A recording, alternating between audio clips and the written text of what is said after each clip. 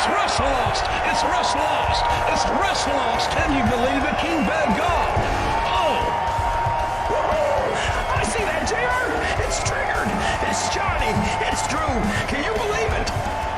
It's going to be a slobber knocker. As they say, anything can happen on WrestleLost. Welcome to WrestleLost, folks. Ah, yes, it's Dennis here. It's the WrestleLost Derby cast.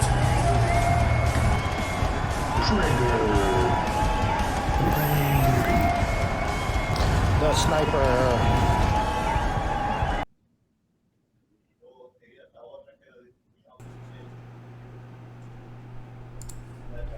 Hello, everybody, and welcome to WrestleLost. It has been a very insane week. So to get it going, here's Johnny. Okay. Well, first of all, today is it's an important day, September 11th. Not only because this 21st anniversary of the tragedies at the World Trade Center, but it's also Trigger's birthday. It's my day, bitches. That's all I have to say. Wish him happy birthday in the comments.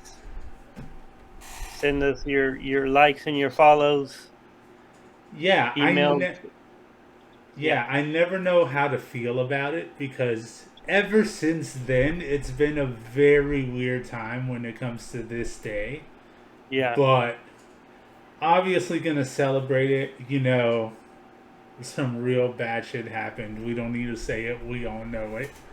So I didn't know how to feel about it, like I said, but now in these last couple of years, every time it comes around, I just try to do as much as possible because people don't have that chance, that should have that chance, that their lives were taken away in such a horrible way that kind of feels like just live it up on this day at least.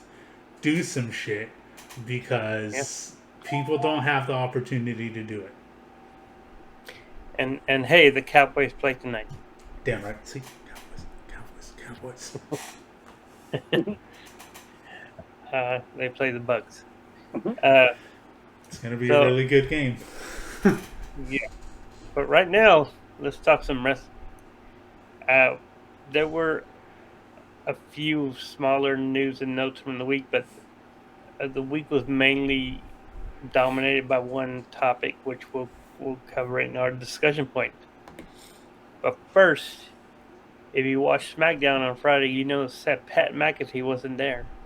That's because he's taken the job as the lead on ESPN's College Game Day for the next couple months or throughout the college football season.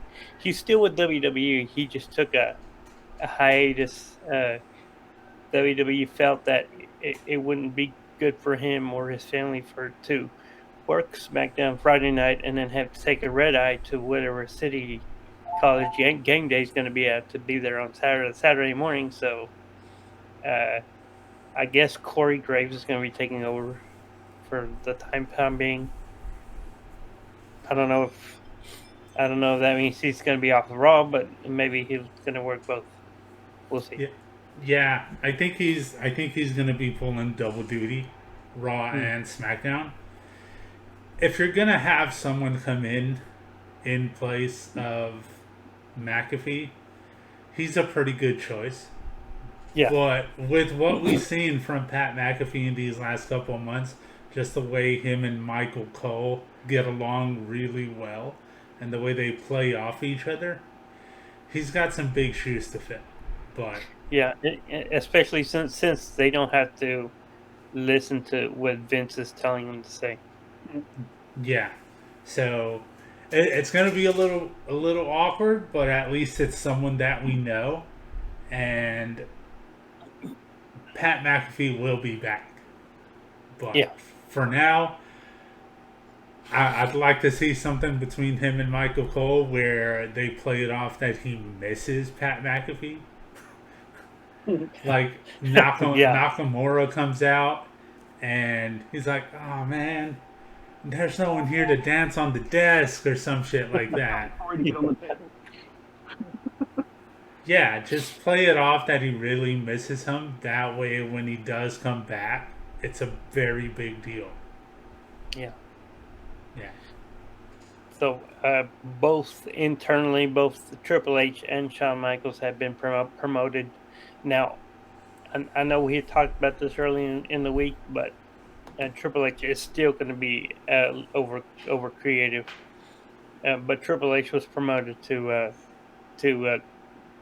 chief content operator and chief financial officer, which is a big deal. And I didn't know he had some time in accounting. I guess he does. And Shawn Michaels had been promoted to VP of development and creative, which means pretty much he's going to remain over NXT and also NXT in NXT UK / Europe. He's going to be overseeing the development of all the talent. But you damn well know that if some idea pops into Shawn Michaels' mind, Triple H would listen to him. Yeah. And take it into consideration. Yeah.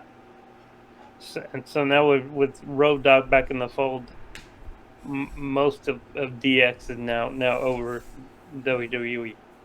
Now, only one person is missing, and I don't know if y'all are gonna say this with me, but I'm gonna say it. Don't take it out of context. We all know what this is by now. So the person we need is Scissor Me Daddy Ass. Somehow this needs to happen. We'll see. So we didn't have a podcast last week, so we missed that. Bobby Fish is officially done with AEW. His contract expired at the end of August, so now we'll see what's next for him. Maybe return to WWE. Maybe team up with Roderick Strong again.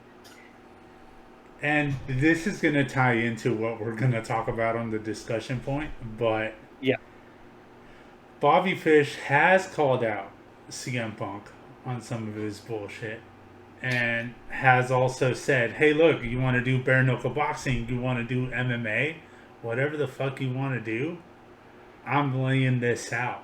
We can do it in Chicago, whatever. So I don't know how they would make that work. But god damn it, if it wouldn't be interesting. Yeah, because CM Punk was Bobby Fish's second match in AEW. Yeah. And obvious, CM Punk has an MMA background. It didn't translate that well. No. But he does have training. So and so does Bobby Fish. So yeah. Fuck, man. Could we see the real fight? Also, it appears that we may have seen the last of Malachi Black in AEW, possibly just for a while.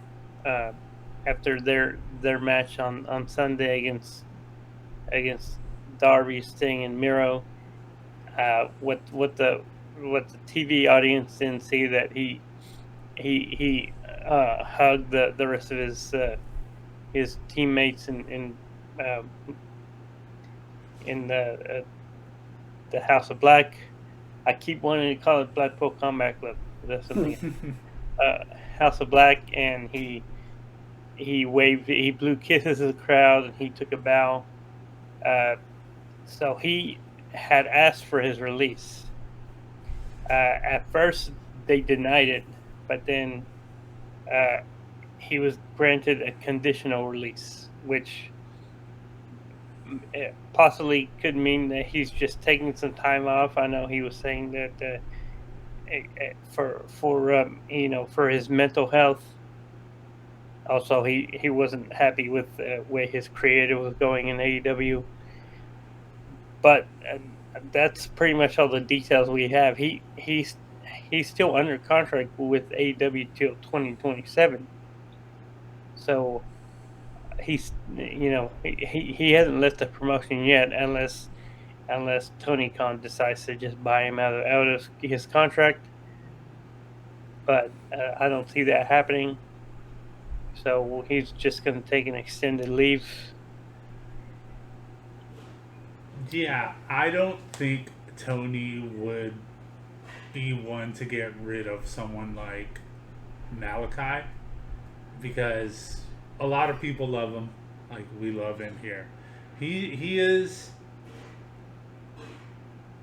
everything rolled up into one. Great promo, great wrestler, just a great presence all around.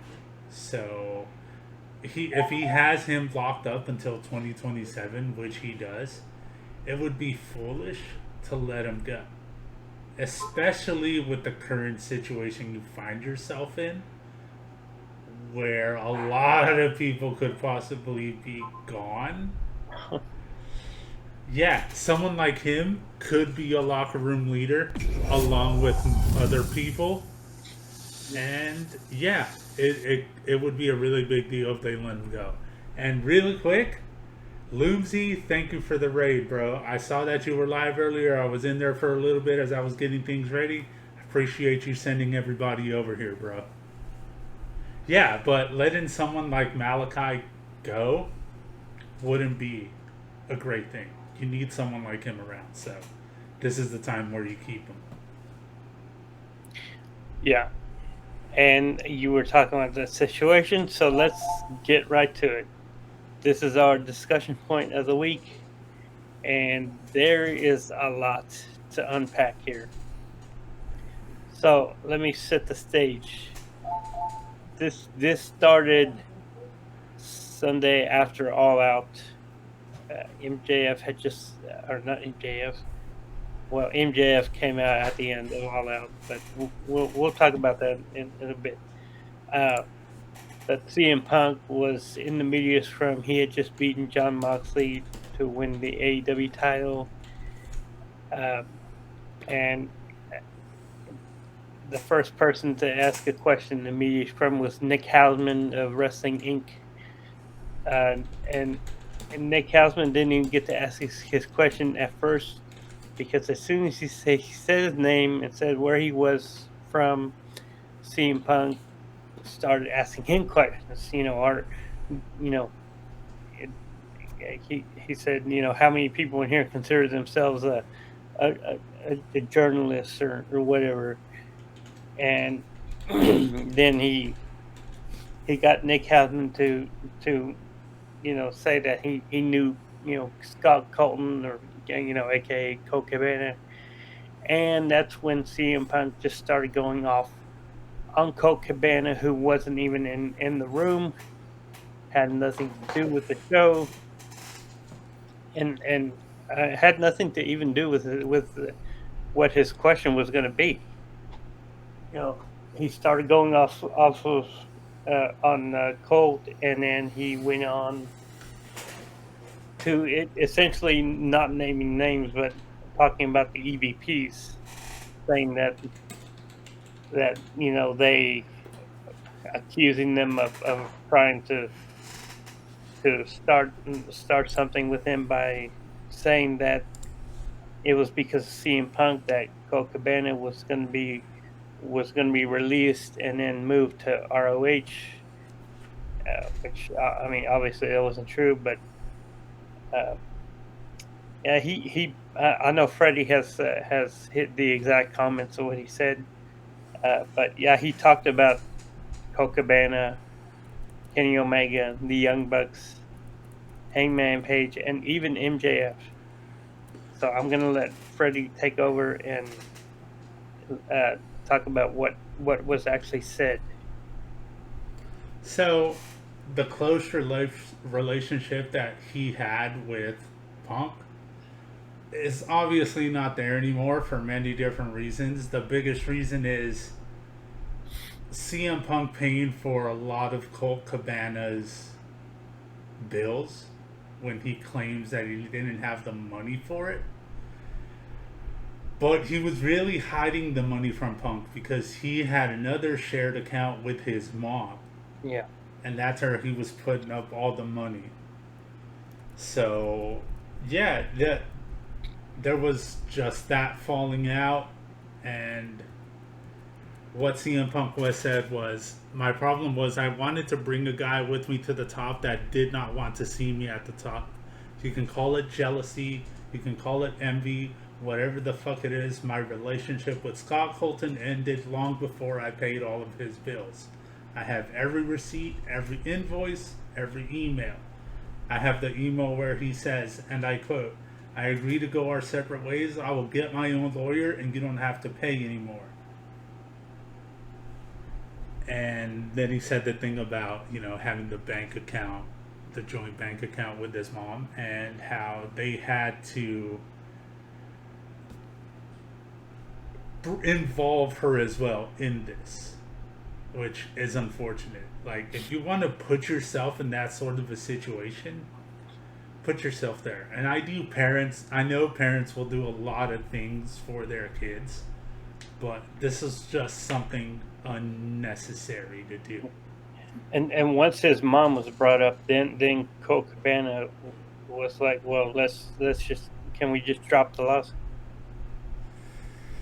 Yeah, that definitely was not going to happen. Because, one, I'd figure it's a lot of money.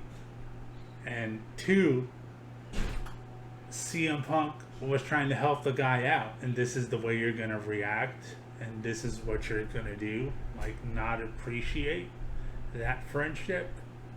CM Punk will go to bat for his friends. I know that for a fact. He's done it many times.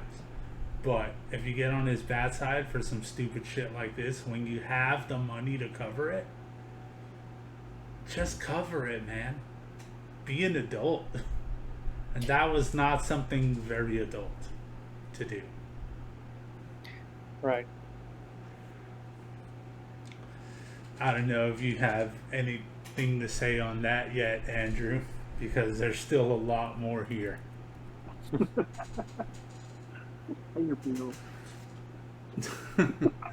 And it's coming from the most adult guy on the group.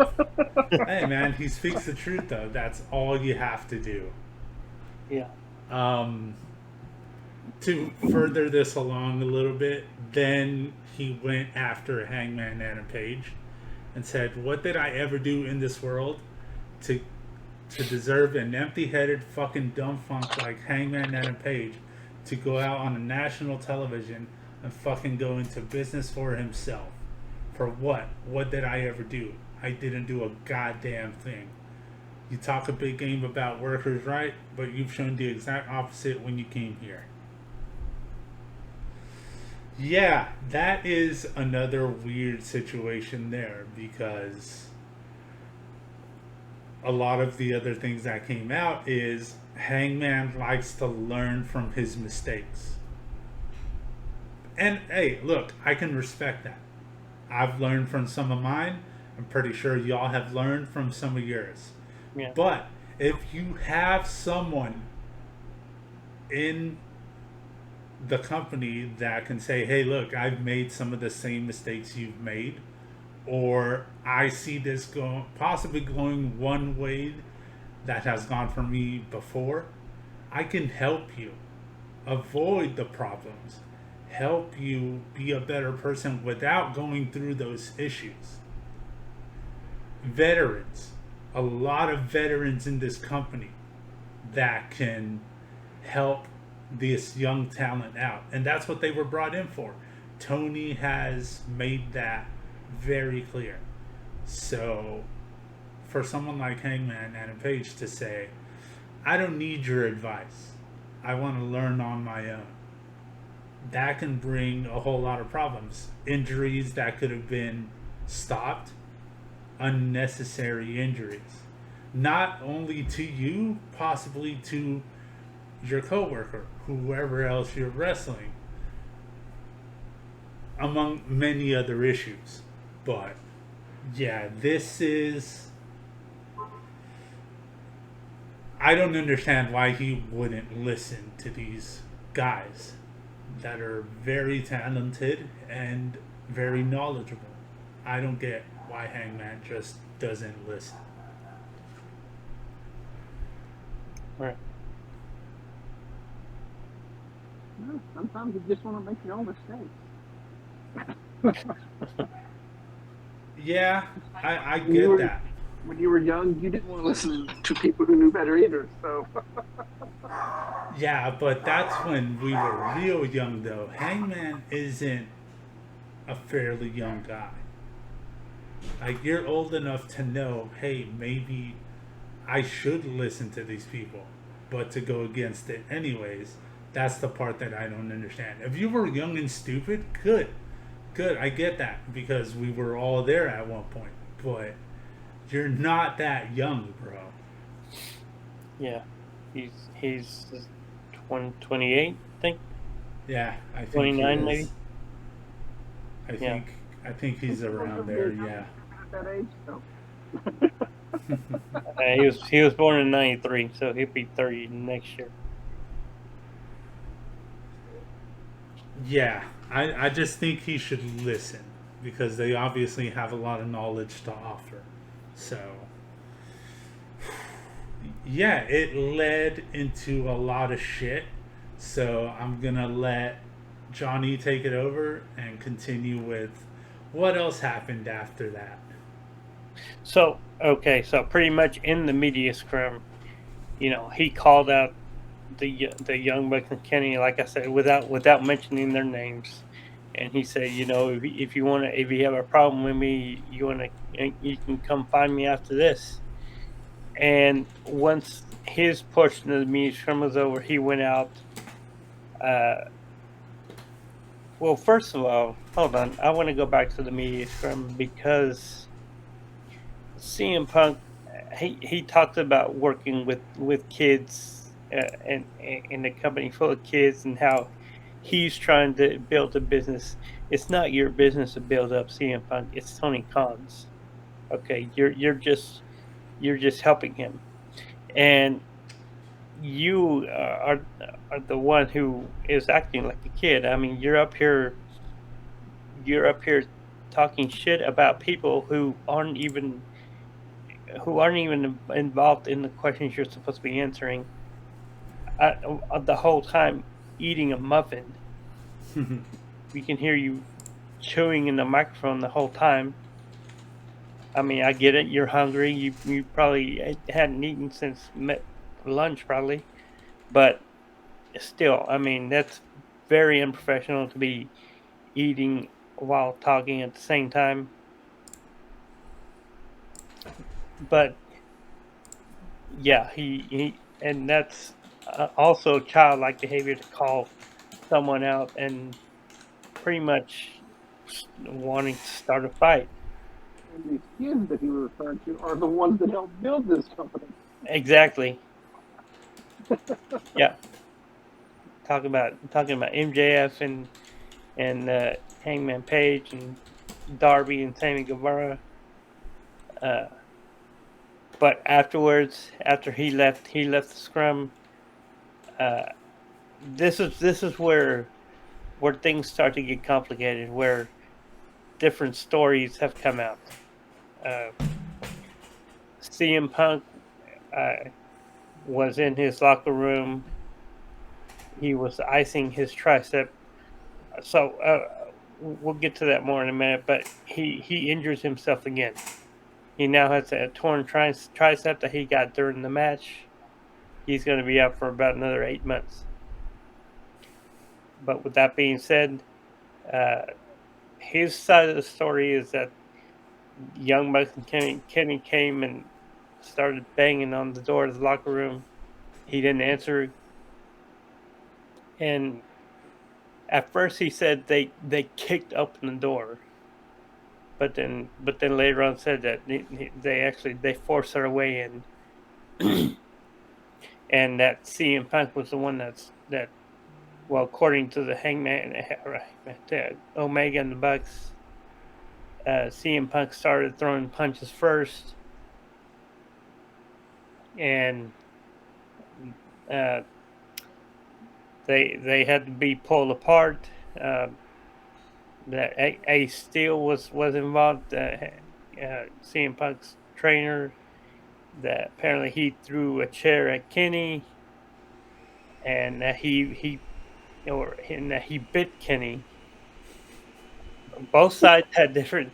I think it's funny. Both sides had different stories, but both sides can agree that he still bit Kenny Omega. Kenny's It might be a radio show now. Kenny's side of the story was that he was trying to protect CM Punk's dog Larry. Larry was barking like crazy, so he was going to take him out.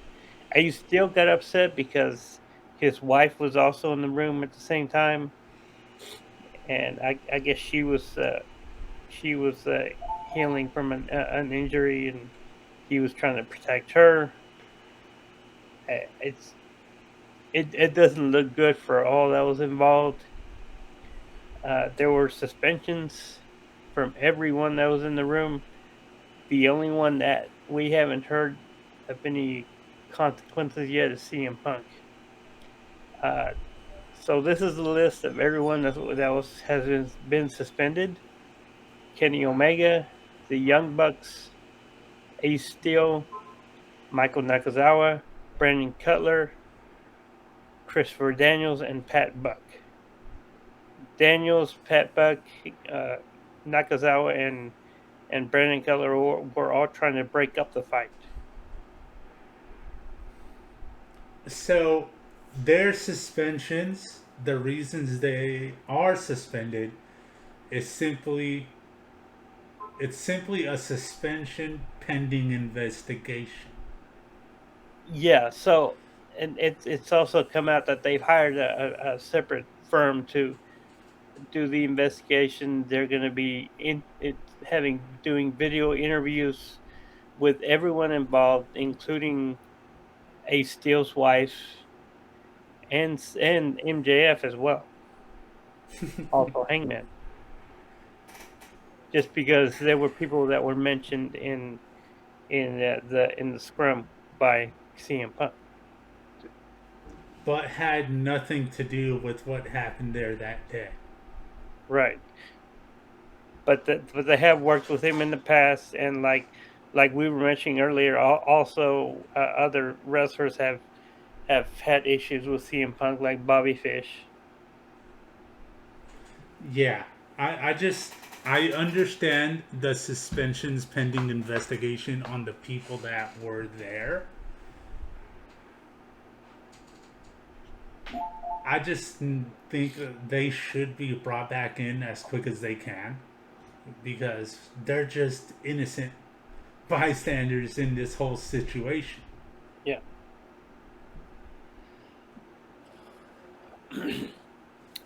So I mean, so now the question is, what's next for CM Punk? I mean, we know he's going to be out for a few months with this injury, but what's going to happen to him after that time? Because by law, they can't just release him while he's out injured, just to help him cover his medical costs and all that. So he's still technically with the company. But yeah, I mean, is he just going to face a suspension, or is he going to? Some people are saying he's going to be released from AEW, which I feel, in my opinion, if you're gonna cause those kind of problems for the company, then I think you need to be gone. And you know what? I understand things are a lot better in WWE now. I love the in-ring CM Punk. I don't like the backstage baby CM Punk. I don't want to see him back in WWE if he's going to be acting like this. Honestly, in my opinion, I think he should leave wrestling again and never come back. All right, I can respect that. What do you think should happen with CM Punk entry? Do you think he should face a suspension after he comes back from injury? You obviously can't do it right now because that would just look bad on AEW's part, I think. Would you do a suspension? Would you go straight to maybe releasing him because of the issues he brings? What do you think? I just don't know who threw the first punch in the locker room. That's what these interviews are gonna try and figure Once out. we find that out, we can make further decisions. We can Because- analyze the situation better. Because there is the other issue that not only were the elite involved in this, but those are your vice presidents of the company. Vice presidents, vice presidents shouldn't be acting like that. Right. Then again, you don't go out and talk about your bosses like that either. You keep that stuff behind the scenes. If you have a problem with your boss, you talk to your boss behind the scenes, not out in public on the Yeah. media scrum. Right, and that's the aspects of how he was the one acting like a child.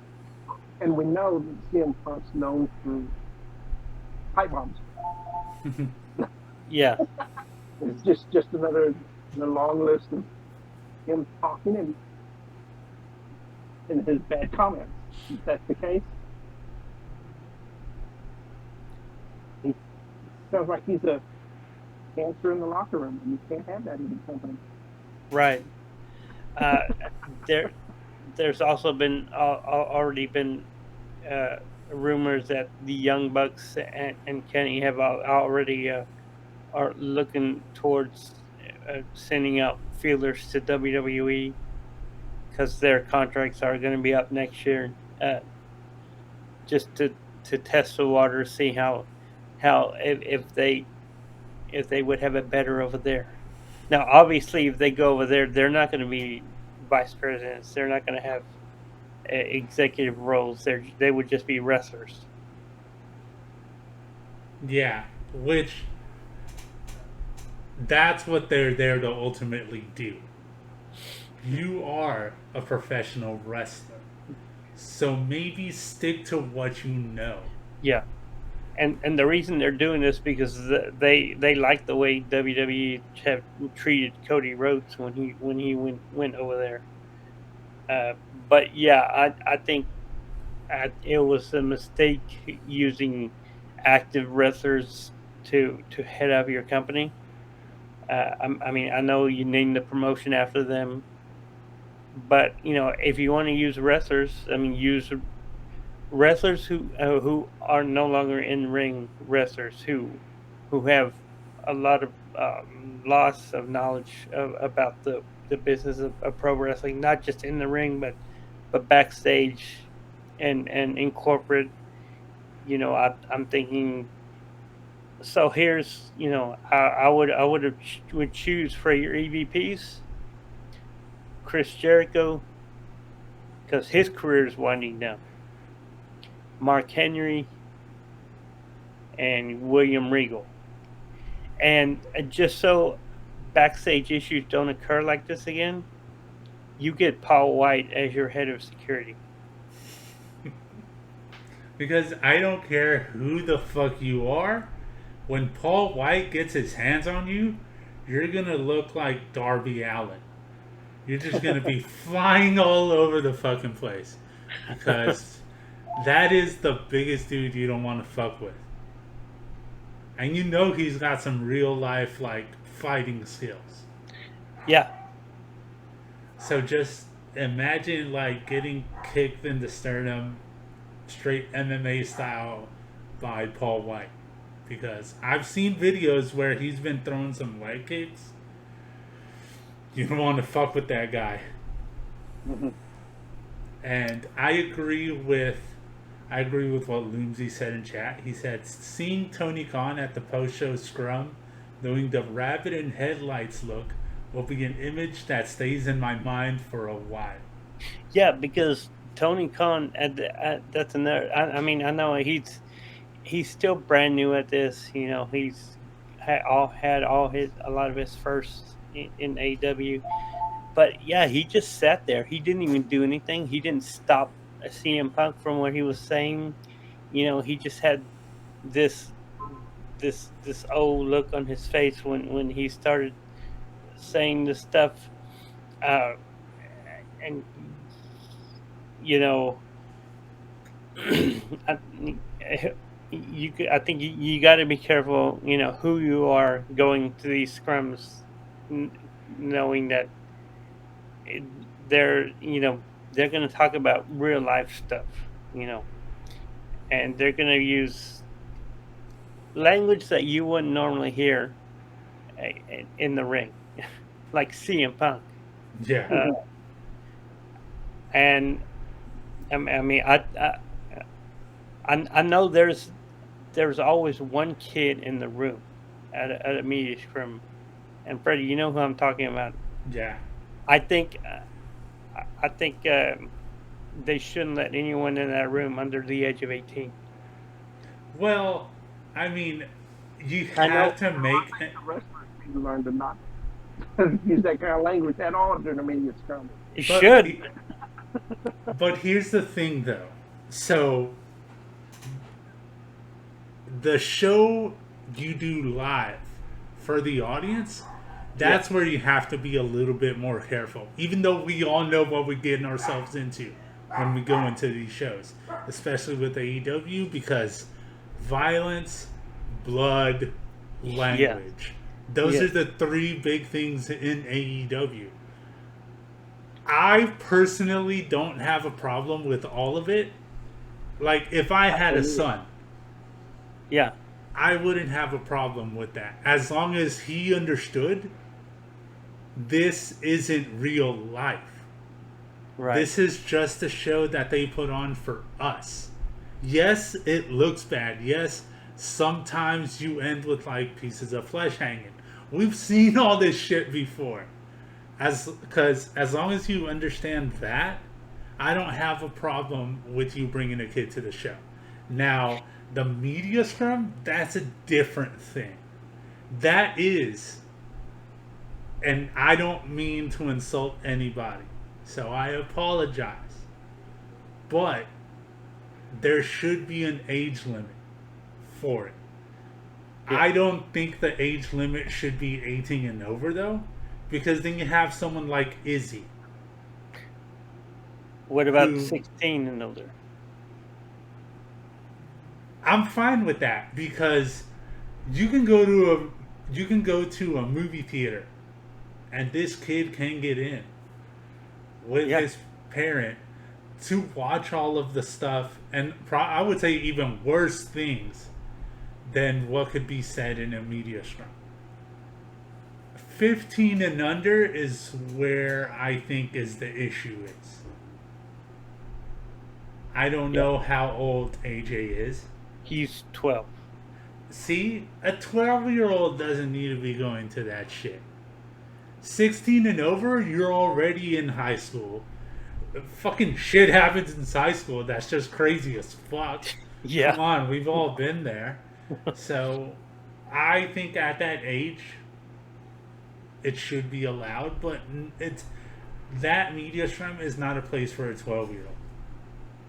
I say 13. But with that age in mind, I would say that AJ was more mature than CM Punk at that scrum. Pretty much. Yeah. Ultimate professional, that little kid. I tell you. I've seen him pretty much at every single scrum we've seen ever since AEW has started, and he's good at what he does. Yeah, go check out the AJ Awesome Show on YouTube. He actually gets interviews with wrestlers. Yeah. So here's my thoughts on it. We can go many different ways as far as who to blame when it comes to this situation. You want to say CM Punk is a hothead, that he shouldn't have said what he said at this media scrum? Cool. I can understand your argument there.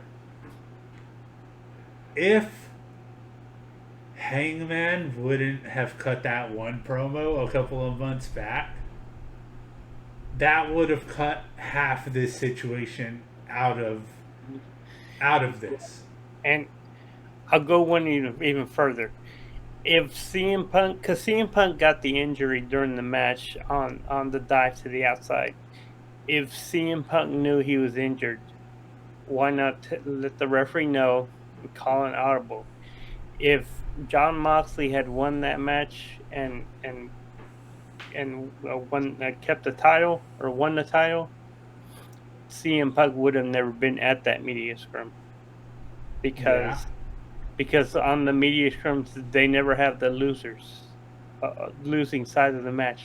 They always have the winners and they have the new arrivals to the company. So Yeah. Jon Moxley would have been at that media scrum. Yeah. And if Colt Cabana or Scott Colton would have just been an adult about things and handled his shit, it would have avoided all of this. Yeah, there's many different people that can be blamed here.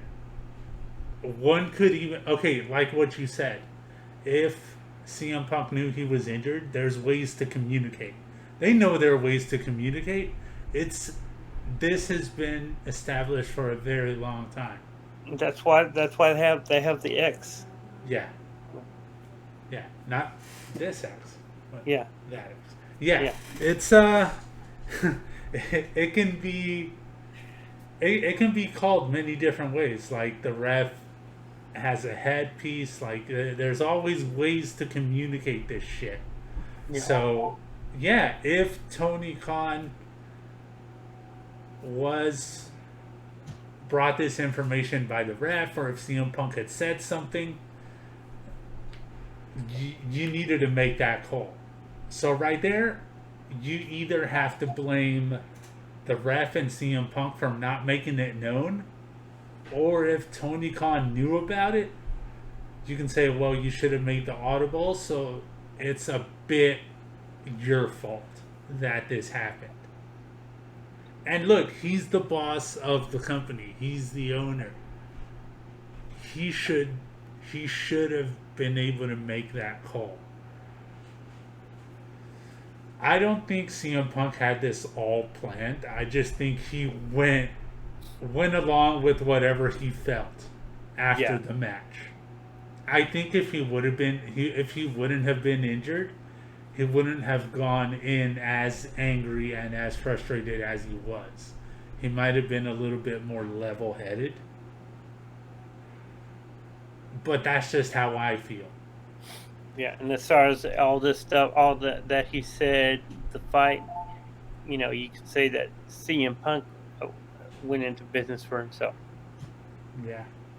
So the same thing that he was talking shit about Hangman for is what he just did. Yeah. Yeah, look, man, I don't know what to do here. I don't know what to think about this. If you like Andrew said, let me start off with that. It's who threw the first punch. That's what I want to know. Did the Young Bucks really go in there and just get straight in his face? And that's why it all got started in the locker room? Or did the Young Bucks come in just wanting to talk, and CM Punk was all hyped up with everything he just said, and like, alright, y'all want to fucking go? Y'all want to come get in my face? Let's go. And he threw the first punch. I could see it happening both ways. Because both of them are not ones to stand down from a fight. The only person I think is more innocent than all of them into this is the man right behind me, Kenny Omega. This guy is just walking in there with his best friends, not knowing what's going to happen. The Trios Tag Team champions. They're walking in there, and this guy, as far as I know, again, we don't know all the details. This is just as far as I know. Doesn't go for anyone, doesn't throw a punch, doesn't do nothing. He goes to save Larry the dog. That's what he does. I don't know if he planned on doing anything else or how he was going to react if Larry the dog wasn't there. But what if he just went for Larry the dog, and as he's carrying Larry, that's when Ace decides to bite him. Because, he's trying to take our dog. Like, what the fuck? Yeah. I don't know, man. I thought there would have been a better chance of Larry the dog biting Kenny before Ace biting... God damn it. He's still McKinney. Yeah. It's a fucked up situation. But at the end, I think the way this should go is whoever threw the first punch in that locker room needs to be at fault. But that's going to bring up its own set of issues. Because if it was the Young Bucks, I don't think you trade the next 10, 15 years of this company for the 2 good years that CM Punk has left. It's sad because he's always getting hurt. Yeah. And look, I am a big CM Punk fan. I like all of the shit he's done in ring. I think he got a pretty shitty deal handed to him where he had to leave for 7 years, but we all remember how we felt when he came back to AEW. We were fucking excited. Yeah, he made grown men cry. This guy cried. I'm not ashamed to say it. A lot of people in the crowd were crying. Yeah. Like we talk about Wrestle Talk a lot. For years, they have been calling for a CM Punk to AEW confirmed. And that night, they fucking got it. Chopper Pete. Freaking all of them there. Ollie Davis. Luke Owens. The 3 of them on screen. Crying. Hugging it out. Just happy. It's how we all felt. So to see where we are now as to a year ago, I don't know if it's worth all the trouble that CM Punk comes with. Because this is a lot of unnecessary trouble. And if you don't bring him in, again, this goes back to things that already happened that maybe shouldn't have happened, or we wouldn't be in this boat if Tony never brought in CM Punk. Like I said, there's a lot of people we could blame. There's even, they've even, Sean Ross Sapp has even reached out to people in WWE, and there aren't a lot that are there from when CM Punk was there, but the ones that were there some have said that, hey, he does create a toxic environment, backstage. Yeah, I just thought that by now, the way he came back, he felt like a different CM Punk. Yeah. So to see the CM Punk we have now, the way he handled himself at the media scrum, have you really grown up is my question. Did you learn from everything that you've gone through? You claim that you have, but if you did, you would have handled this on the low.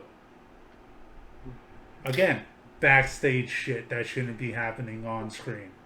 Because if you notice at the media from, other, besides Nick Hausman, other media kept asking him questions, and he kept wanting to come back to the same thing. Yeah. And eventually he did calm a bit more down, and he Yeah. did give some decent answers near the end. I would say the last 5 minutes, maybe. Yeah, he said that for that match with Moxley, he was wearing Danhausen shoes. Yeah. And he did show concern for Adam Cole and his Yep. injury. And he even thanked the Moxley because I don't have the exact quote on me, but what he said was, if it wasn't for what he did, helping put me over, and I wouldn't be champion right now. And Mox is not one to feel respect for a lot of people, so when he does, it means a lot. So for both of them to have that level of respect and throw it out there, it has to mean something. And so after CM Punk left, Swerve and Keith Lee came out. They did their part of the scrum. During the scrum, if you see the footage, especially from from Fightful, you see a security guard just run out of the room. All of a sudden, that's when the altercation happened. And Tony even had to call an audible at the scrum because after Swerve and Lee, the Young Bucks and Kenny were supposed to come out and talk about their trios win. But props to Chris Jericho. He stepped up at the last minute and came in instead. Yeah. That just goes to show, like, on the spot, how great of a talent and acquisition Jericho is. Yeah. Now, before Dynamite on Wednesday, they did have another team backstage team meeting, and this was a meeting that was led by Jericho, Bryan Danielson, and Jon Moxley. Pretty much, essentially, saying that they're the new locker room leaders, and if anyone has any issues, they can come to them. So good on all of them. Yeah. And speaking on Moxley, yeah, what Loomsy just put makes a good point as well. The fact that Jon Moxley was due to be on vacation, canceled it so he could be available for AEW when they needed him, shows how he is to AEW. Yeah. He is their most popular superstar. Yeah. Wrestler. And AEW is the wrestlers. Strong second. Yeah. So we just have to wait this out, see what else comes out, if we even get the full story at all.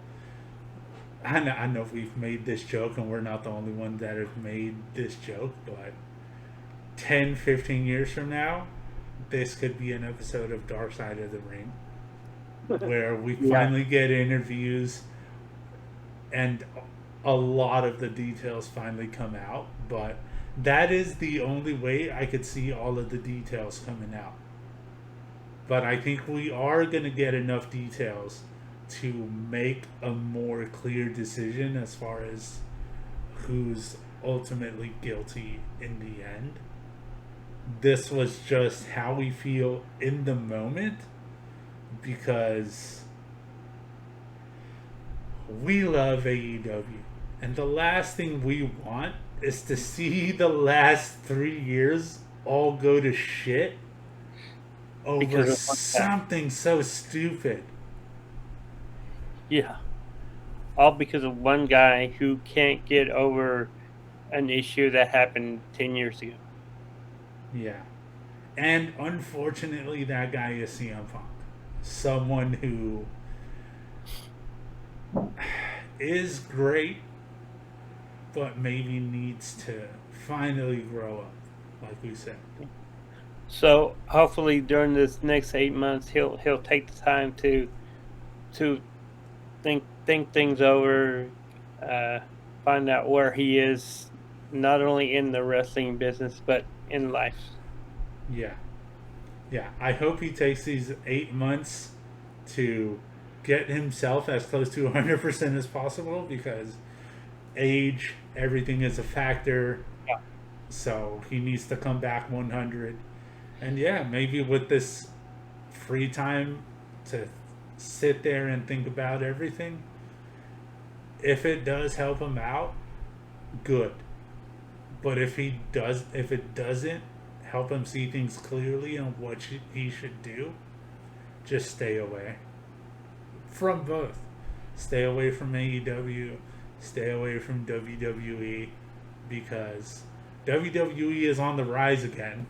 Yeah. They're doing great. So the last thing you need after bouncing back from something like Vince McMahon is someone else to come in, cause mayhem, and leave. Because if he doesn't learn from this and he does go over there, that's exactly what's going to happen. And if Triple H is as smart as we think he is, he's seen everything that's going down right now because of him, and says, if you don't change, you don't come in here. You have to prove to us that you are a better person. If not, we don't have a spot for you here.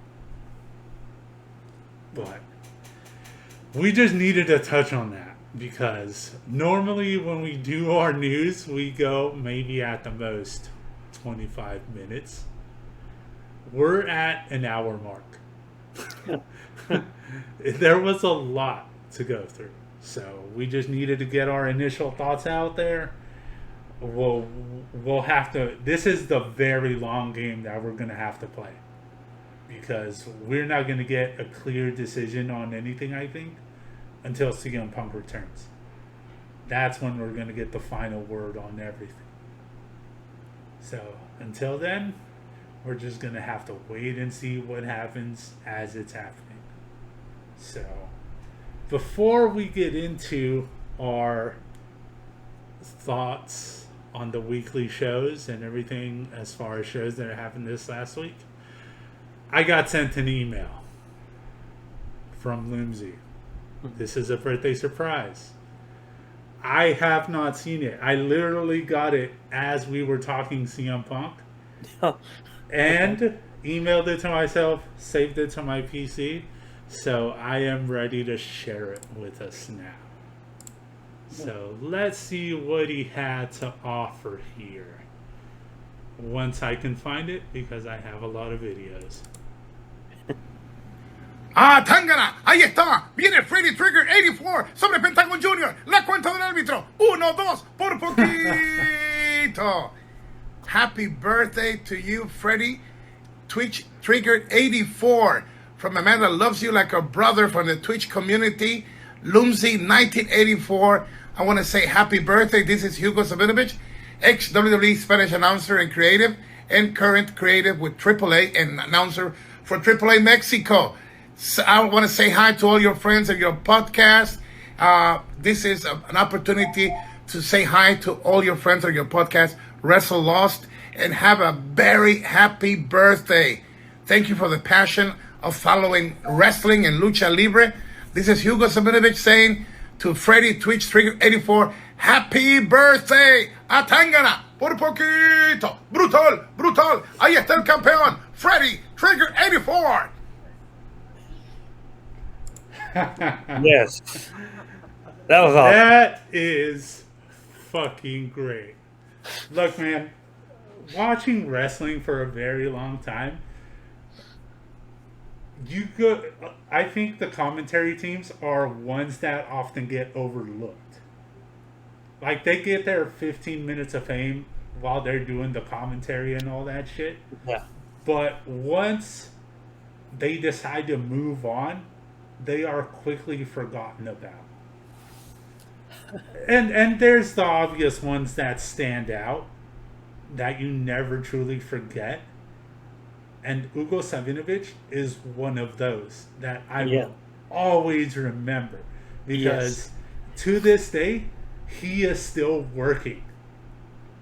And when he goes into AAA or wherever he decides to do commentary, people that are true fans will know who he is and will respect him for the legendary voice that he has.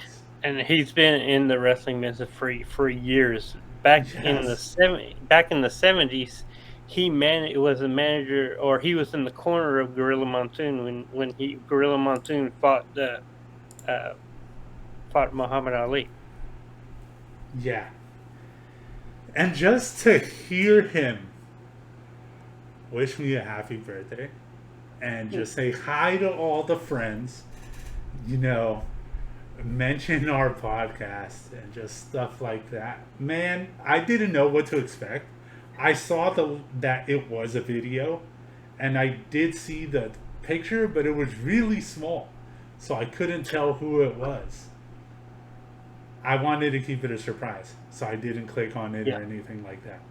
And if I did, y'all would have heard it because the audio would have came through, and you would know exactly who it is from the very beginning. So yes, that is a very pleasant surprise, and I am happy. I will watch this many times.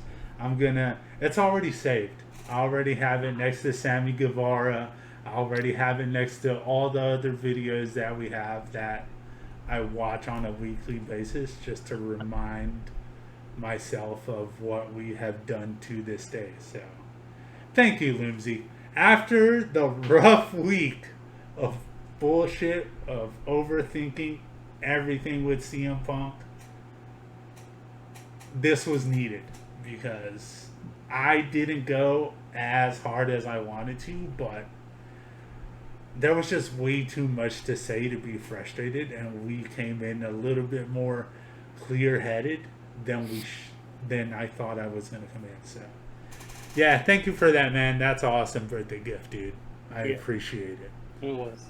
Nice So, nice job, Lindsay. We appreciate you. So, now that we've gone through the news and had that awesome birthday surprise, I'm going to go back to Johnny and get his thoughts on Clash at the Castle as a whole. It was a fairly good show. I mean, you had started off with the women's six person tag. Bailey and what are called now Damage Control got the win on there. The night of the match, the match of the night for me was Gunther or Walter against Sheamus. This was a hard hitting match. They took it to the limit. This actually got 5 stars from Dave Meltzer, which is rare for WWE, but now that we're in the Triple H era, I have a feeling it's going to happen more often.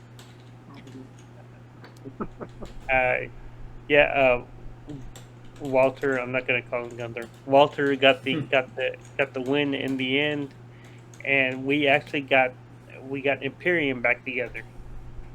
So they have different names, they have slightly different music, but they're Imperium. Fabian Eichner was there along with Marcel Barthol. And it was just real different. I liked how Sheamus, he kept wanting to do the 10 beats of the Bowery on Walter. It didn't matter whether they were on the outside or in the ring. He kept doing it. But yeah, that was a good match. I also thought Rollins and Riddle was good. And in the main event, we saw a lot on the main event. They showed Karrion Kross and Scarlett in the crowd. Karrion Kross threw a bottle of water at Drew.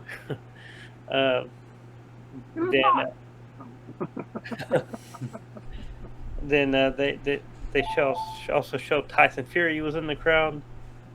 At one point, Austin Theory, who's by the way Austin again, he came out was going to cash in Money in the Bank, but Tyson Fury took care of him, knocked him out as he was coming to the ring. And then the end of the match saw Drew hit the Claymore and got the 2 count, but before the referee could hit 3, he was pulled out of the ring, and it turned out to be Solo Sikoa who pulled him out, which is the younger brother of the Usos and another cousin of Roman Reigns. So now he's part of the bloodline. All in all, it was a good night, even though at the end Tyson Fury and Drew they had a little fun with the crowd at the end. Tyson Fury shook both Roman Reigns and Drew McIntyre's hands, which, come on, make up your mind. Which side are you on? But yeah, Tyson Fury just started singing American Pie, which is odd because they were in Wales. Right. And then Drew started singing Oasis "Don't Look Back in Anger," which is actually my favorite Oasis song. The last concert that we saw before COVID was Noel Gallagher, and so yeah, I like that song, but the whole thing seemed a little strange, and it came out a couple days ago from Freddie Prinze Jr. of all people that the reason that was shown was because they forgot to cut the feed. That part was only meant to be for the live crowd. And Michael Cole just had to play it off at the end. So yeah, I mean, all in all, it was a good show. All right, Andrew, how did you feel about Clash at the Castle? I enjoyed it. And we finally got the thing we've been looking for a while, Dominic's heel turn. Oh yeah, I Yes. forgot about that. Probably my favorite moment was Liv in her little white outfit. Yes. And she's becoming her wrestling is getting better and better and better. When she's putting up against better competition, not just it's not like she's getting lucky wins. Yeah. They're actually putting her over as legitimate winners, as a champion should be, using her finishers and all this stuff. So yeah, I thought it was a pretty good show. I loved it. Yeah. We started because Johnny and I were still at work whenever Clash at the Castle started. So we kind of listened to the first half of it and then rushed home and watched it from there. But all in all, 97% of it very entertaining. Loved it all. I would have to say my favorite moment or match, I'm just gonna say it, Seth Rollins and Matt Riddle killed each other. You had to go in with that much intensity after taking shots at each other's families and wives and shit like that, ex-wives, your kids not wanting to see you anymore, that whole fucking bit. Yeah, you had to go in with this much intensity. So I really love that match. I really love that Dominic finally turned on Edge and Rey. We knew it was coming, but Yeah. it was finally awesome to see it.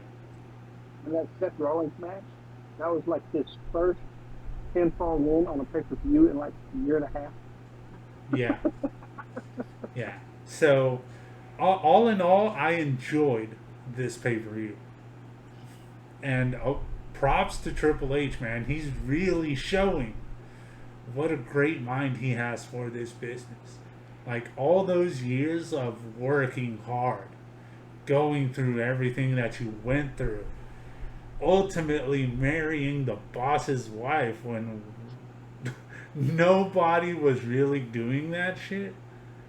Like, he is the one that went from WCW to WWF going through WWE, the name change, the whole bit, being in the most controversial group they've ever had, and just coming out on top.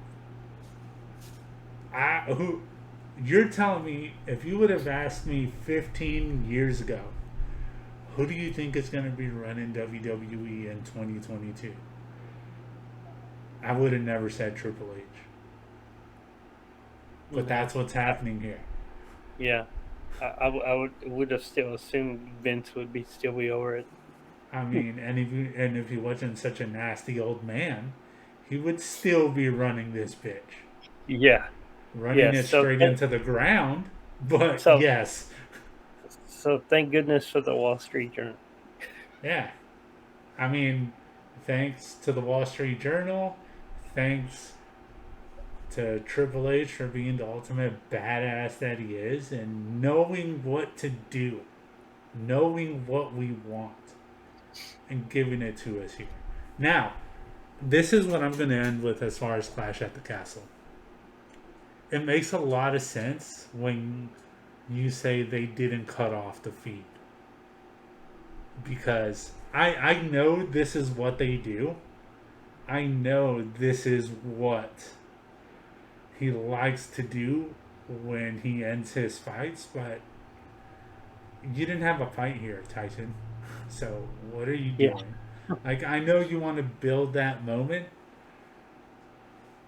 but they should have gone differently about it. Shaking both of their hands doesn't quite sit well with me. Just make a choice as to who you're going to go against already. I know he wants to have a fight with Drew McIntyre. Yeah. And it would have made sense when Drew McIntyre saying, "Don't look back in anger," if Tyson Fury had turned away for a second, and then once he finished the line, he turned back around and got a claymore in the face. Yeah. Again, Don't audibles. look back. Yeah. Once you realized, oh shit, we are still live, call the audible. Yeah. Like, you could have easily got the word out. That's just what I would have done. I'm not the only one that feels this way. Even people from the UK, like Russell, like it's just a weird way to end it. Russell Talk also said this is a weird way to end it. Sean Ross Sapp thought it was a weird way.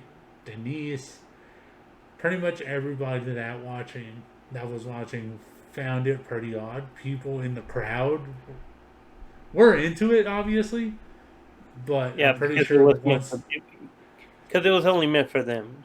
yeah, but probably once they figured out, oh, they were still live at that point. What are we doing here? And apparently the for some reason the WWE Network feed cut off just before the Peacock feed, because WWE Network I've heard cut off after the American Pie song.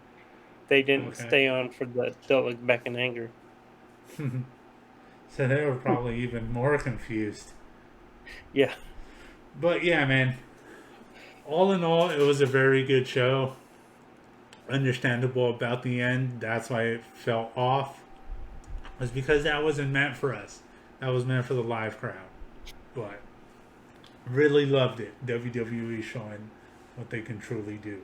So now that we're getting our thoughts on Clash at the Castle, I'm going to go back to Johnny and get his thoughts on All Out. All Out, I'm going to use the same percentage that you used. 97% was a great show. Probably the downside matches, and I know Freddie will agree with this first one, was the Jade Cargill Athena match, which didn't even go 5 minutes. I think they really made Athena look weak here, and they just keep wanting to make Jade Cargill look strong. She's now 37-0.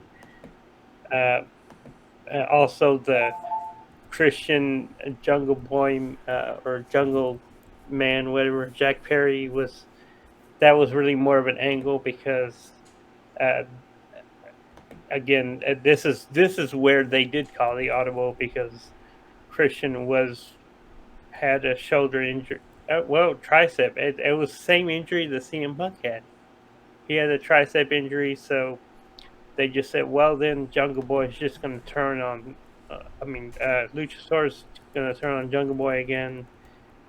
Luchasaurus came out of the heel tunnel after Jungle Boy came out of the face tunnel and just choke slammed him through off the stage, and then put him in the ring for Christian to just hit the kill switch and get the win. Well, he got a spear first, and then Jungle Boy kicked out of that, then the kill switch. The match didn't even go 30 seconds. Yeah, but those were pretty much the downsides of the whole night. We saw another, possibly maybe I haven't seen the ratings, but a 5-star match between the Acclaimed and Swerve in Our Glory. The Acclaimed were very much liked by the fans in attendance. This is where I think they should have called another audible and had the Acclaimed pick up the win based on the crowd reaction instead of the Swerve in Our Glory picking up the win, because during the match they did show that there was some tension between them. But yeah, the fans. So all weekend through both shows, the fans were doing chants to Seven Nation Army. Saturday we had the Drew McIntyre.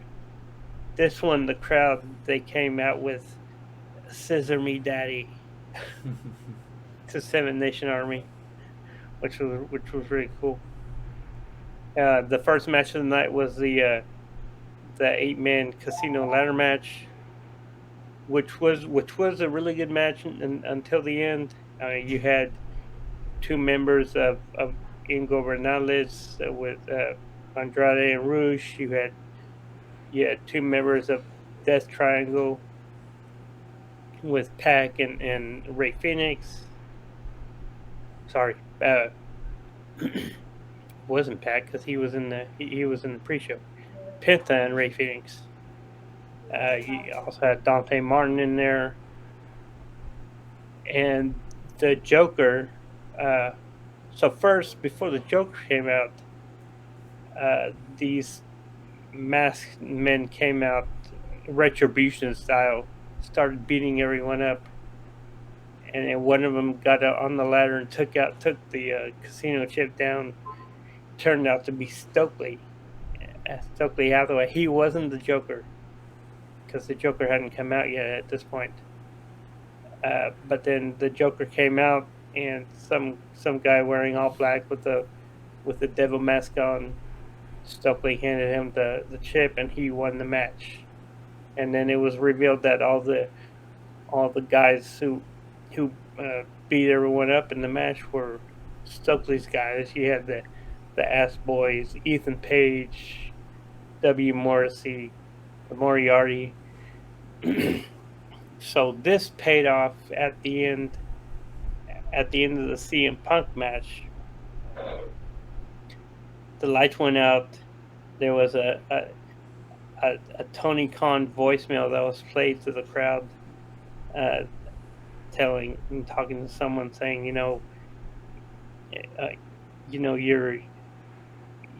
you're unexcused. Your absence is unexcusable.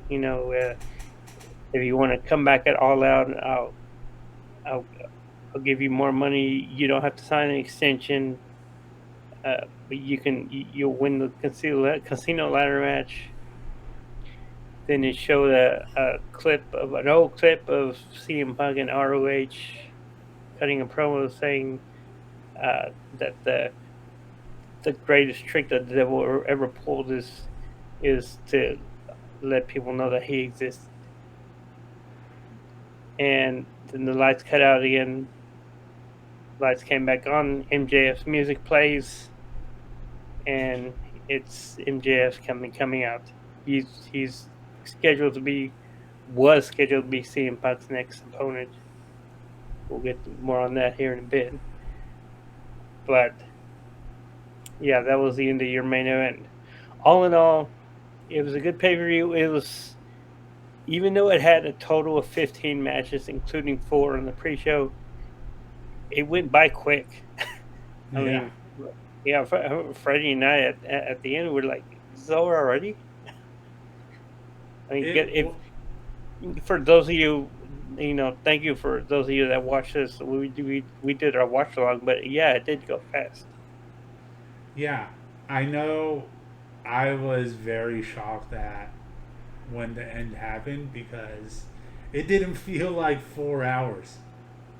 It felt like we had just started watching, to be honest. I was just having a really good time and being in person with Johnny, just in the same room with an epic fucking pay-per-view.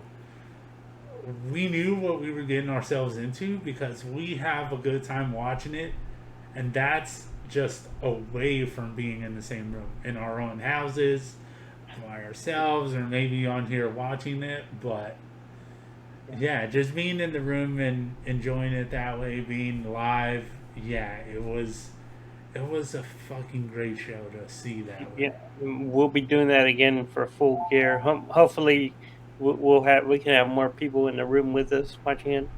Yeah.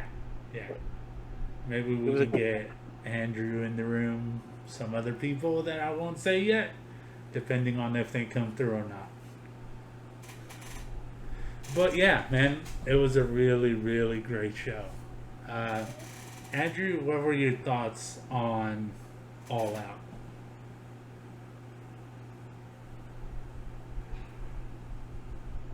Damn, wrong people don't think it's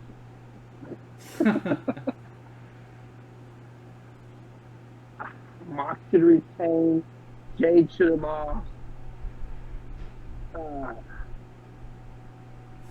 Pretty much those two.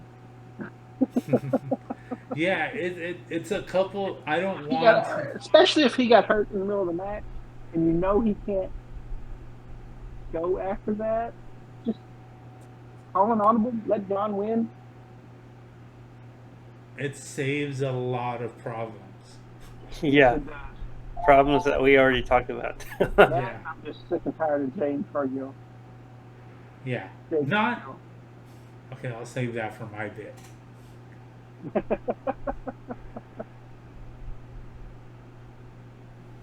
Yeah.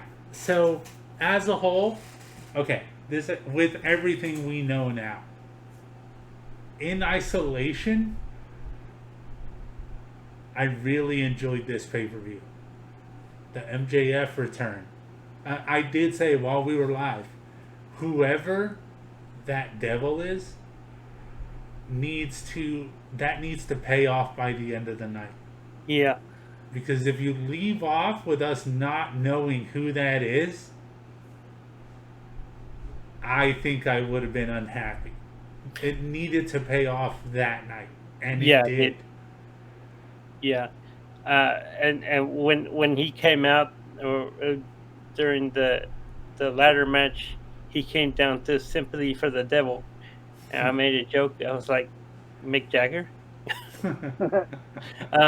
But yeah, and when that song was playing, there was silence in the not only from the commentator but in the crowd as well. No one was making a sound. Yeah, and this is one of the things I said as we were watching it. Especially with an AEW crowd, it's weird when you have complete silence. Because even though you have our 100% attention, whether watching it on TV or watching it live, you're getting a reaction from, even here at home, I've yelled shit at the TV or cheered at the TV or some shit. I've done that here. Never have I heard 100% complete silence. But that just means you have us at full attention that we're speechless. We want to know what's about to happen. And that's what happened here. Complete silence can be a very bad thing when it comes to a pro wrestling crowd. Yes. But here, it made sense. And to have the commentary team be completely silent as well, just to be like, let's see what this is. Let's see who this is. It was perfect. So, in isolation, I loved All Out. I even understood what they did with Jungle Boy and Christian because of the injury. At least they told a story that can continue this. That's what I love. But yeah, man, look, my only asterisk on this whole show is Jade Cargill Athena. Match was way too short. You didn't showcase Athena. And that's what needed to happen. This whole build to it wasn't perfect, but you made Athena seem like she was going to do a lot more than what she actually did. I am upset. Because obviously hometown girl. But going from WWE where they didn't showcase her the best either, I had high expectations for when she came to AEW. And it could still happen, but she has been there long enough to where I feel that you haven't done right by her. And this would have been the perfect chance to do right by her, put the title on her, or at least give her a better showing than what you gave us. That was my only match where I felt that way. Everything else I loved. And seeing that the match was so short, that I think that's what saves it a little bit for me. Because at least we didn't have to watch a very long, drawn out match that had the same outcome. The less Jade Cargill on my screen, the better. I would have been really happy if the match was just as short and you have Athena win. Yeah. I would have been really happy. But I know they weren't going to do that to Jade because of the push she's had. So, yeah, I just really enjoyed this pay-per-view for the most part in isolation. Knowing everything that we know now and everything that happened afterwards, AEW is going to be fine in the end. They have enough star power, enough names that they could possibly get afterwards, depending on what happens, that AEW as a company is going to be fine. But whoever decides to rewatch All Out 2022, your mind is immediately going to go to CM Punk, the media scrum. Mm-hmm. Doesn't devalue MJF, but kind of soils it a little bit, because we know that was going to lead to MJF CM Punk. Yeah, and from what I'm hearing, that match was probably going to take place at Grand Slam on the 21st. Yeah. So we wouldn't have even had to wait all that long to watch it. And some people would say that MJF may have even gotten the win because he's from the area. Yeah. So, yeah. In isolation, great pay-per-view, but in the larger scale, knowing everything that we know, that's where the problem lies. Because immediately, and we'll get into it here in a bit, having to vacate both titles. That was something that shouldn't have happened. Over something so goddamn stupid. I'll say it again. So yeah, I really liked All Out. I hope I can watch it later on without being so down on it. But all in all, that was still a great pay per view. So now that we've gone through our thoughts for All Out, I'm gonna go over to Johnny and get his moment for WWE, whether it be Raw or SmackDown. Let's see. Well, like I was telling Freddie on Sunday that because he was talking about they need to reveal who that devil was before the end of the show, and good thing they did because WWE had a return of their own planned for Monday, and you didn't want to keep us waiting for 3 days on who that Joker was, because on Monday there was first of all there was a 4-way match to determine number one contenders for the unified tag titles. You had the Alpha Academy, New Day,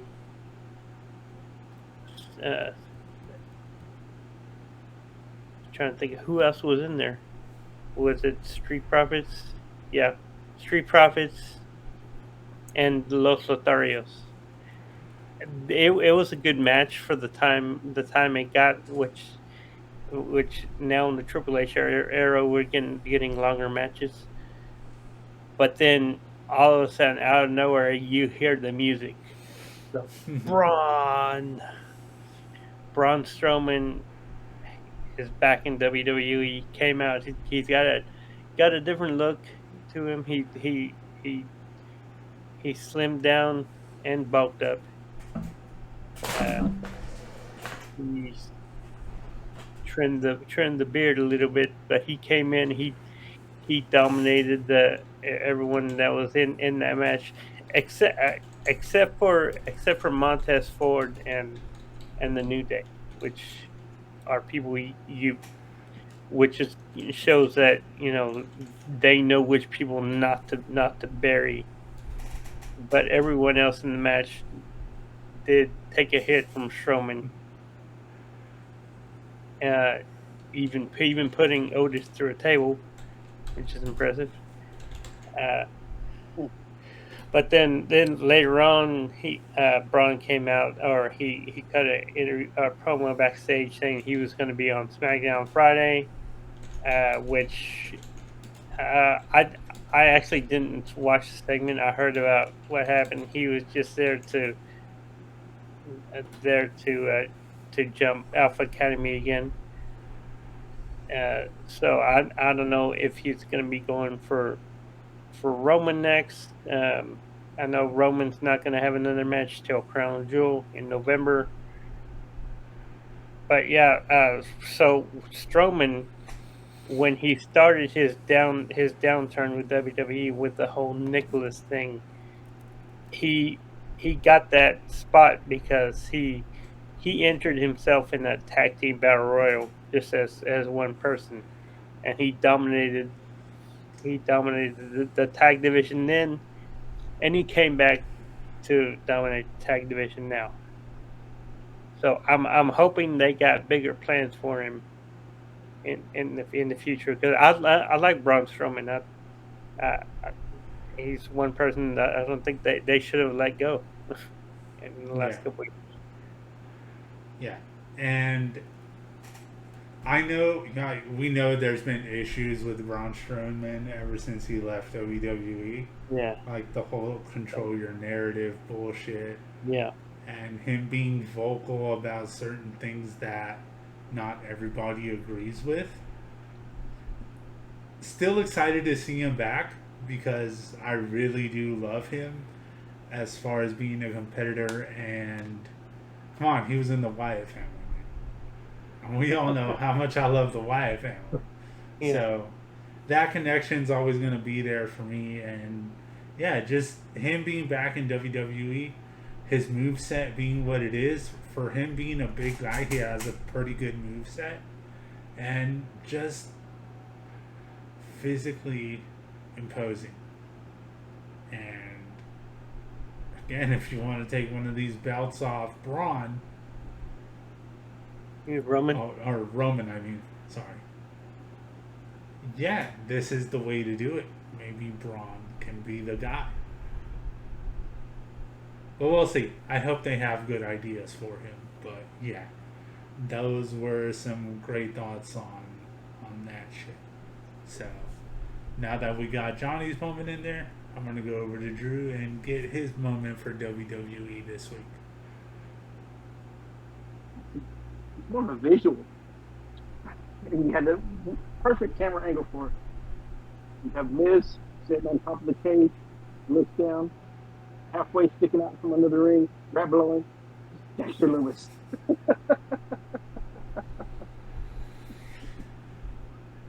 I had such a good setup because that was going to be my moment, but I knew there was a chance. So I'm just going to say what I always say, man. Thanks for stealing my moment. Now I got to find another one. But And then he gets locked in the cage and gets choked out and he's petting Miz's head after he chokes Miz's out. I like Lewis. just to see the camera angle of the Miz climbing down and Loomis just laying there, creepily looking up at him. Yeah. I like how they're doing Dexter Loomis now that he's back. The only thing that's missing, and it'll eventually happen, is you got to get him back with his girl on main roster. Indy has to come up. Oh, yeah. So, yeah, but until then, this is fucking greatness, man. I love this whole Dexter Loomis shit they got going. So Yeah, I mean the whole point, or at least Miz thought, for him being in a cage, was he could escape Dexter Loomis. yeah. Yeah, I like this way too much. So, since you took that moment, I'm just gonna go very simple with my moment this week. I am happy to see Toxic Attraction back.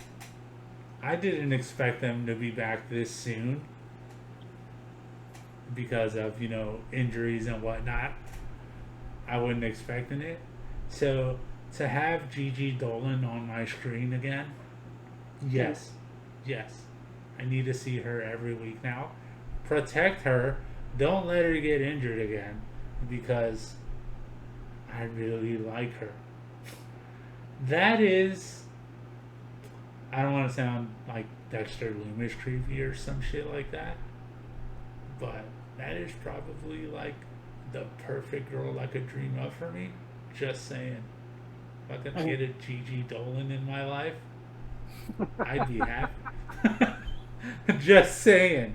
So, yeah, but I just really like Toxic Attraction, so to see them back on my screen, it's greatness. And hopefully Mandy Rose can join them down the line. Right now, she just merged the NXT and NXT UK titles at Worlds Collide. So I hopefully once she loses that title, she can join them. Yeah, I would say give her like a month run with it. Yeah, because Mandy Rose needs to be back on the main roster. Yeah, she really does. Now that Toxic Attraction is there and they're back healthy, yeah, she needs to be coming up soon again. So, hell yeah, man. WWE fucking killing it with both Raw and SmackDown. I'll bring this up later once we get through our AEW thoughts. So. And one thing I've noticed is that it's been almost 2 months now since Triple H took over. We haven't seen the 24/7 title except for that one time that Dana Brooke came out with it on TV. Yeah. And now the matches before Raw main event, they actually means something. I mean, and not as far as storylines, but now main event matches are there. Just hype the crowd up before Raw, because you have lately you've had T-Bar and Mustafa Ali that have had matches on there, and they're just there, just having fun, for the crowd, putting on a show. And you also have like Shelton Benjamin and Cedric are on there as well. Not that they're being buried by being on main event, because you're still seeing them on Raw as well. But it just makes for a better show. Yeah. Yeah. When it makes for a better show, I'm all for it. And this right here, normally I would watch, or whenever I would watch Raw and SmackDown, it would lose my attention very quick. I would be doing other things, looking at my phone 95% of the time, this and that. I still look at my phone, but not as often as I did in the past. They're doing a way better job of keeping my attention all the way through and actually keeping my focus. So, yeah, man, I love this. And we officially have our tickets for Raw on Halloween. So excited, dude. I think, so y'all know my plan. I want to go as the Fiend. I think I have found everything I need. I have saved it.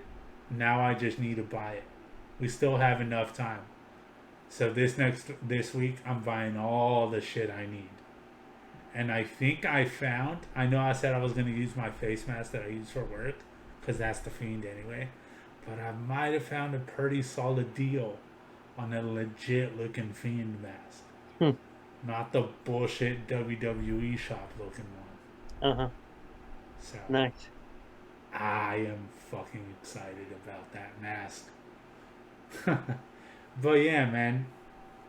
I didn't think we would be at this point this soon where we would be excited about a Raw or SmackDown coming back to Dallas. But Halloween night, with all the shit that's going on and all the possibilities, we are happy that we are going to be there. Yeah. So, now that we've gone through our moments for WWE, I'm going to go back to Johnny and get his moment for AEW this week. All right. So my moment was going to be collective moments. So it might be something that you guys might choose as well. But it's the fallout after everything that took place on Sunday. So they showed a video from Tony Khan on the screen saying, and he didn't go into it. He didn't mention any names. He didn't talk about the situation other than saying after the events of All Out, and that's it. He didn't talk about any fights or anything. He said after the events of All Out, I have vacated both the AEW World Title and the World Trios titles. So with the Trios titles, that was going to be settled that night with the match between the Best Friends with Orange Cassidy against Death Triangle. And then with the World Title, he said we're going to have a tournament of champions. It's going to be 6 wrestlers involved. 2 of them were going to get biased to the semifinals. You have on one side, it's you had a Dynamite wild card and then a Rampage wild card. The Dynamite wild card was between Hangman Adam Page and Bryan Danielson. The third in the series, which we saw live, that 60-minute match at Winter is Coming, and once again they didn't disappoint in the match that they had, and Danielson ended up winning that match. So this Wednesday on Dynamite, we're gonna have Danielson versus Jericho 2 after their match at All Out. On the other side of the bracket, you had, which was the Rampage wild card, which we'll talk about, was Sammy Guevara versus Darby Allin, and then the winner of that's going to face Jon Moxley on Dynamite this Wednesday. Then the winners of those two matches are going to face off in the finals at Grand Slam the following week on the 21st. And whoever wins has MJF to look forward. So yeah, those are my moments. All right. Andrew, what's your moment for AEW this week? Probably stealing somebody's moment. I don't care. Come on, you have to go with the Daniel Garcia Wheeler Yuta match. Dude, that match was awesome. I don't know how else to say it. And being in Buffalo, Daniel Garcia being in Buffalo, getting the win, and having Daniel Bryan come out and strap the belt on for him with Jericho at ringside saying, "What are you doing?" It was a great moment. Pretty sure it was someone on Wrestle Talk, but I can't remember exactly who said it, but they put it perfectly. They said, when Jericho came out, it was like someone just stole his high school sweetheart at the dance. Like the jaw coming through, and just like that was the girl I was going to go dance with, and it was going to end in a glorious night and all this shit. And yeah, that's the comparison they made. That's how they put it. Yeah. And I completely agreed. That's the look that Jericho had on his face. Yeah, so Jericho Danielson feud, that they also made it look like or made comparisons to the custody battle for Dominic between Eddie and Ray. Yeah, that could be said as well. As far as my moment, look, I really love your moment, Drew, and that's what I was gonna go with. I'll be honest, you stole my moment again. The reason I really liked it is it makes it feel a lot more real that they did the UFC spot in this after the match in the end, because in UFC, whether someone retains a title or someone new wins the title, Dana White always comes out, gets the belt, puts it around the waist of the winner, and the winner's always flexing. And that's what we saw Daniel Garcia do. So just that visual of Bryan Danielson putting the belt on him and Daniel Garcia just standing there flexing. Plus, what a moment for him. Because he's clearly came out and said that Bryan Danielson is like who he looked up to. That is his hero. That is what made him get into wrestling and kind of continue to get to this point where he's at. So to have Danielson come out and have that moment with him and give him that moment, love this shit. So that would have been my moment, and that's my thoughts on that moment. So all I'm going to say is, after the whole media scrum issue, there was a lot of questions going into Wednesday night. How is AEW going to handle this? All eyes are on them, but for a very different reason. And I think they did it perfectly. Yeah. To have Moxley come out, to have Danielson come out and do what he did, to have MJF come out and establish themselves as, I mean, they're obviously legitimate names in this company, but to show that we can get past this like that.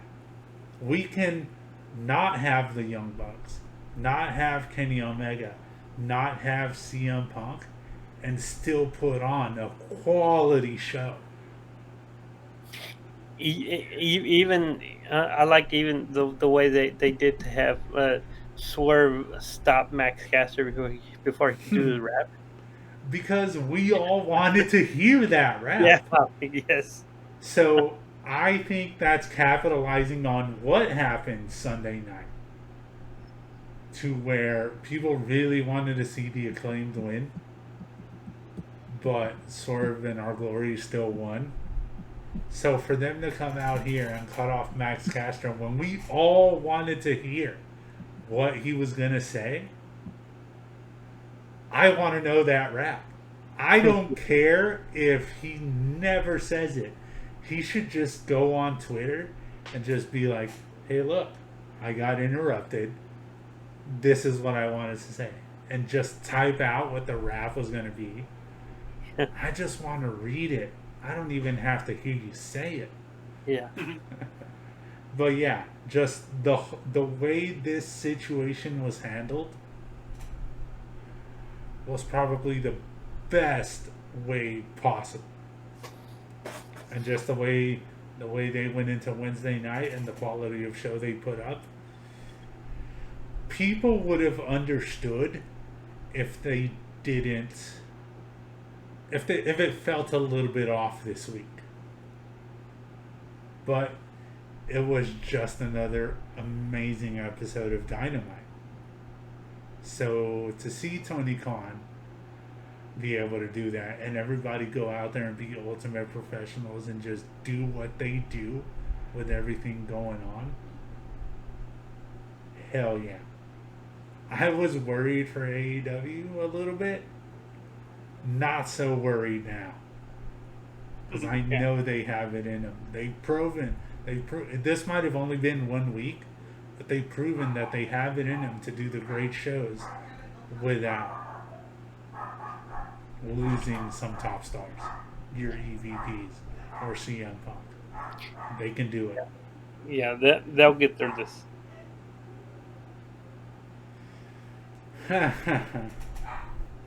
So Lindsay says, so is Tony Khan now AEW general manager and should we be scared? No. We should not be scared. No, Tony Khan's not an on-screen character. He just came out as the owner of the company. We only see him when he makes the big announcements, when he to announce Forbidden Door, and when he announced that he bought ROH. Yeah. And, this was one of those important announcements of something true to life that took place. Yeah. So with everything we saw happen between Wednesday and Friday, and I know we said we were going to give our thoughts on this, so I hope y'all remembered because it was a lot. Who do you think from this tournament is going to come out as the champion? And who would you want to come out as the champion? Johnny, I'll go with you first. I think we're going to see a Blackpool Combat Club final between Jon Moxley and Bryan Danielson. And I think Danielson's going to come out the champion. Okay. And hopefully there won't be any it won't create any tension in Blackpool Combat Club. Yeah. Andrew, what do you think? Who I think's gonna win? Oh yeah, who do you think is gonna win, and who you think they're gonna put it on in the end?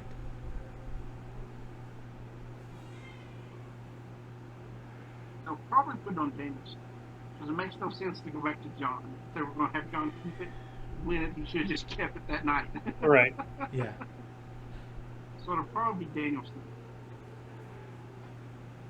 And who would you want to be champion? Who I want? I don't think they'd like to see Sammy do it. Thank you. Sammy Guevara. Put a young kid up there. That way he can go against MJF, two young pillars of the company. Oh. Hell yeah. Now we're fucking talking. So, here's what I'm seeing, and I did not expect this just because of the issue that people had with Sammy Guevara and Ty Conti. With the whole, oh, he left his fiance and now he's with Ty and now they're getting married so quickly and all this and that, which I think was just people being stupid, people reading into things when they both said we were fine. So the thing that I'm seeing on Twitter is, for some reason, people have Sammy Guevara's back on this. And there's even a graphic that someone made up with him and the belt already. Like, someone photoshopped it. It looks really good. So I'm decent, but I'm not that good at editing pictures. So this looks really good. And yeah, if I had to make a choice as to who I want to see win it, yes, I'm with you on Sammy Guevara. Who do I think they're going to put it on? If he wasn't going on vacation just to right the wrong, Moxley. But since he is going on vacation, Danielson. I think that's a good name. It would put more respect on his name, even though he really doesn't need it.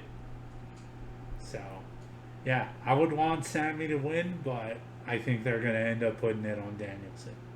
So, that's just one of the questions we said we were going to go through and answer here this week. And just to pay attention to another thing that Loomsy said, and I don't know if y'all are going to be able to have an answer for this one, because I know I don't. Because I can't think of anybody that can do this right now. Since it couldn't be Athena, who do you think, is there anybody in the company right now that could take it off of her?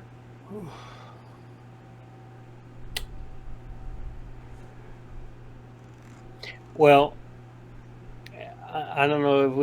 It would be consider a step down from her, but when she does come back from injury, oh no, that's not going to work. That's not going to work. I was going to say Thunder Rosa, but then she's going to have a match with Toni Storm to unify the women's title. Yeah. Never mind. I have to go with someone else now. I mean, Thunder Rosa would be a good shout, but you know what? Okay. Shida. Hikaru Shida. I'd be scared. Because, I mean, I love Hikaru Shida. And yes, I do believe she can beat Jade Cargill. But will they have her beat Jade Cargill is the question. I don't know about that. I know Shida can sure swing a kendo stick. Yeah. She would do what it takes. And, I mean, she has the whole kendo stick thing, so referee could get distracted if people are tired enough of Jade having the belt and she uses the kendo stick to her advantage. Yeah. I would fucking love that. I want to see her get brutalized. She did take it off Nyla. Yeah. So. I would love to see Jade Cargill get brutalized by that fucking kendo stick and have Shida win. What do you think, Andrew? I have two thoughts. Okay. One of them's on injury, so I'm not sure when she's coming back. Come on. Boop. Yeah. Because like you, Kevin in chat just said, if she wasn't injured, what about Statlander? Yeah. And the other one is the ROH Women's Champion, Mercedes. Ooh. Yeah, you know what? Yes. Yeah, that's a good one, Kev. Because And you know what? She could be a double champion because it's two different companies. Yes. Yeah. And Yeah. she's almost as big as Jade. Yeah. So I think they're gonna have to use someone that's just as tall as she is, have around the same build as she does. or at least be a little bit stronger, like Statlander. Yeah. Yeah. So Statlander makes sense. Mercedes makes sense. Loomsy just said maybe Serena Deeb.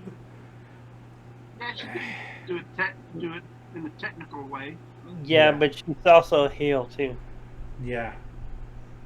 Yeah. She Oh, could. you know I what, could. I'd rather have that heel champion than the other, than Jade. Oh.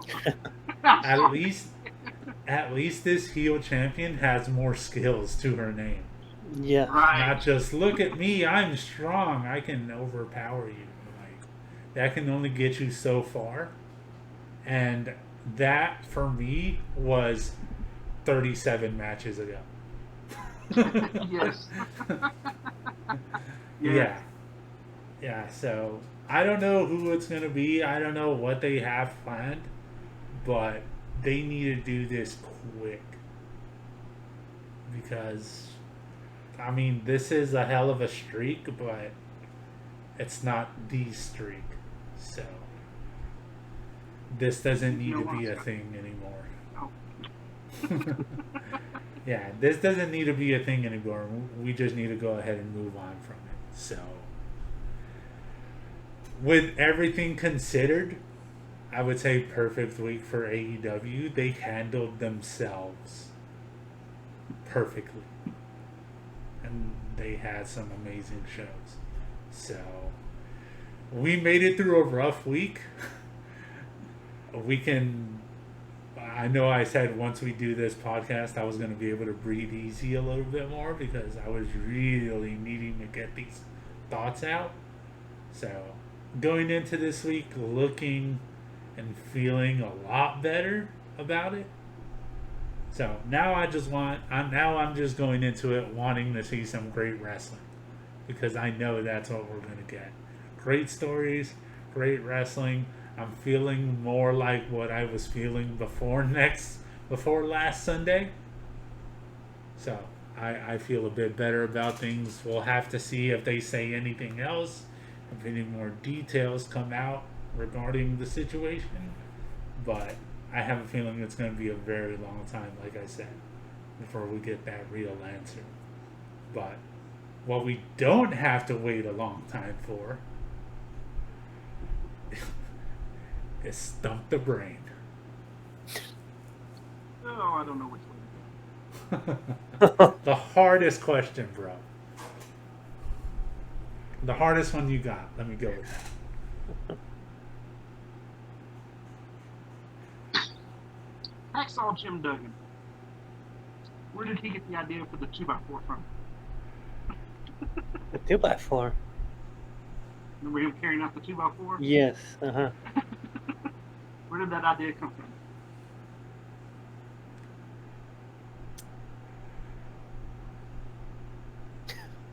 It's a movie, I'll tell you that. It's a what? It's a movie. Oh.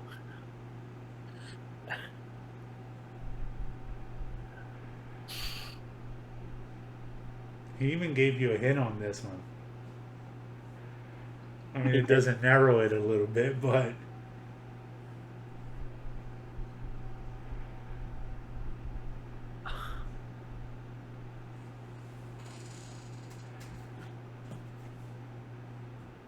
The original came out in '73. It's, And then they did a remake in 2004. And you know, a wrestler starred in the remake.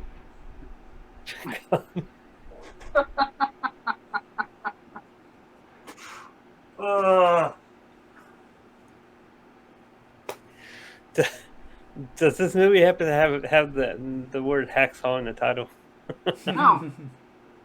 Okay.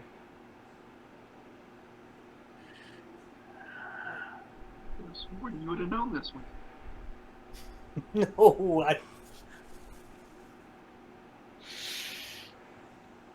I'll even tell you The Rock was in the remake. That's the main character. Oh, okay. Well, that gave it away. Walking Tall? Yes. God dang it. Yeah, because in the movie, he was the guy who was the sheriff. He didn't carry a gun. He carried a 2x4 around. Yeah, he didn't carry a gun. I can't remember because I've seen I don't think I saw the original, but I did see the remake. Did the sheriff carry the hacksaw in the remake as well? The 2x4, yes. I mean the 2x4, not the hacksaw. Yes. He didn't. That'd be different if you carry around a hacksaw. Yeah. Whole different movie. Would have been a horror movie at that point. Yeah. Like Would have been Saw Saw. shit. Oh.